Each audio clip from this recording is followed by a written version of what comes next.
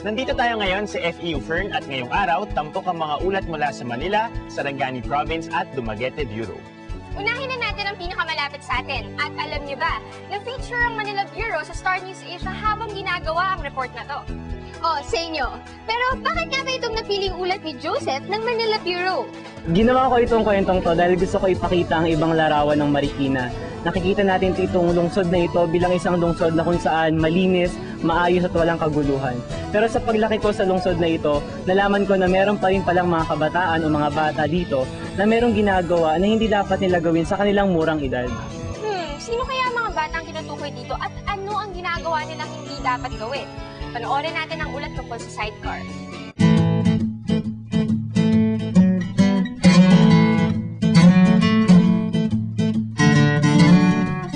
Little Singapore. Iyan ang bansag sa lungsod ng Marikina. Maliit man ang syudad na ito, mayroon namang magagandang istruktura at malilinis na kalsada. Pero sa ganito mang komunidad, mayroon pa ring basura. At kung may basura, siguradong may nangongolekta. Bakal bote dyaryo. Pangangalakal ang tawag sa pagkuha ng mga basura mula sa lansangan gamit ang kariton o sidecar. Isa sa mga gumagawa nito ay si Ace. Sinama ko ng kaibigan ko magbote. Tapos, hanggang doon natuto na ako. Plastic, mga bakal at bote. Mga plastic ng galon na tubig. Mga plastic ng shampoo. Mga suka, toyo. Mga bote ng jeans, 50. Yung plastic, 2 isang kilo. Yung pinakita mo saan mo ginagastos? Sa project, minsan sa baon. Tapos yung sobra, binibigay ko sa nanay ko. So magkano kinikita mo buong araw? Minsan 100, minsan 50, minsan wala. Ito namang si Ronald, pagkagaling sa eskwelahan, diretso na sa pangariton. Saan nyo dinadala yung... Dito po. Tapos ano ginagawa? Pinaano po, tinitimbang. Tapos, Pagkatapos po magtimbang, magbabayad na. kadalasan, ano yung mga nakukuha mo pag nang mga Minsan po, plastic o kaya yero, bakal. Magkano kaya abutin yun? 50 lang. Gusto mo ba lang talagang magkariton? Gusto mo? Bakit? Parang may purpuan natin ang baon sa school. Ang mag-inang sina Daryl at Aling Miguela naman ay nagtutulungan sa pangalakal para may panggastos sila sa araw-araw. Minsan nga po, yung 50 na yan, parang pambayad na namin yan sa binibenta namin kasi babalik po kami, pambili na namin ng ulam at saka bigas. Para sa kaunting panggastos, sangkatutak na panganib ang hinaharap nila. Nagdadrive po ito. Nakatingin sa likod, tumitika kami mabangga. Buti ko na, ginanong ko po manubela. Kasi minsan yung kasi pag nagbobote ako, may yung mga tambay na nangingikil ng pera. Tapos pag hindi namin binigyan, nananakit.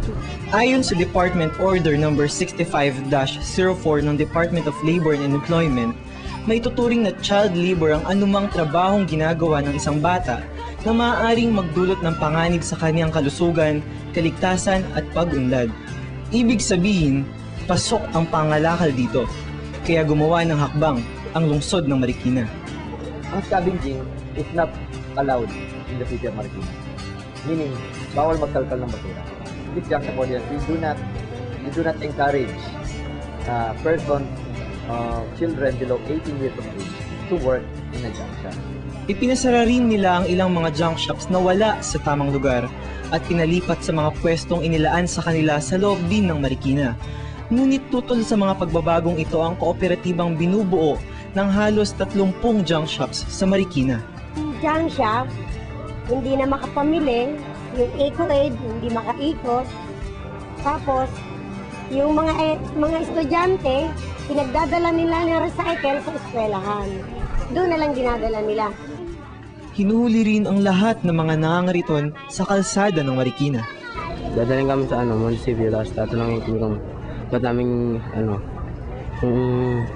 ba't kami pumunta doon, ibawal. Kinuha namin bisikleta, ini-impound. Hindi nabibigyan yun eh. Pero ayaw pa rin paawat ng mga bata. Napansin ko, iba na ang diskarte nila ngayon. Sa halip na magtulak o magpedal ng sidecar, naglalakad na lang sila. Dala ang sakong paglalagyan ng mga maibebenta. Kapag may manghuli man daw, mabilis silang makatakbo. The sad fact is talagang mahirap ang buhay ngayon. Maraming mga kalungsod namin dito sa Marikina rin ang medyo maagang nagtitimulang pumasok sa ganitong industriya. Actually, meron kasing programa yung city government na merong isang bus na pupunta sa mga eskwelahan. Tapos, punong-puno yun yung bus, punong-puno ng mga school supplies. Ngayon, yung mga school supplies na hindi nila binibigay ng libre. Pero hindi rin nila pinebenta.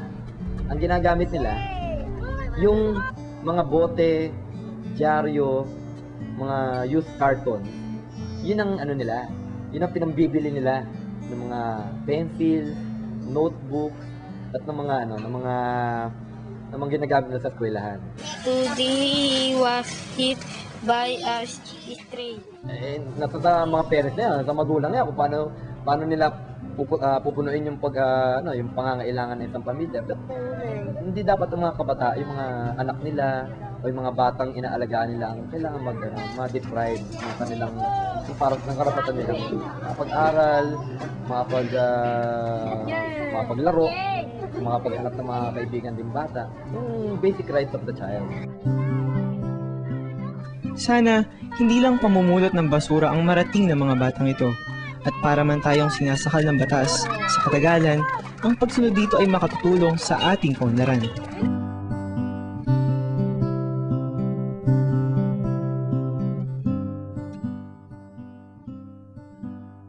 Ang Connect ay hatid sa inyo ng UNICEF.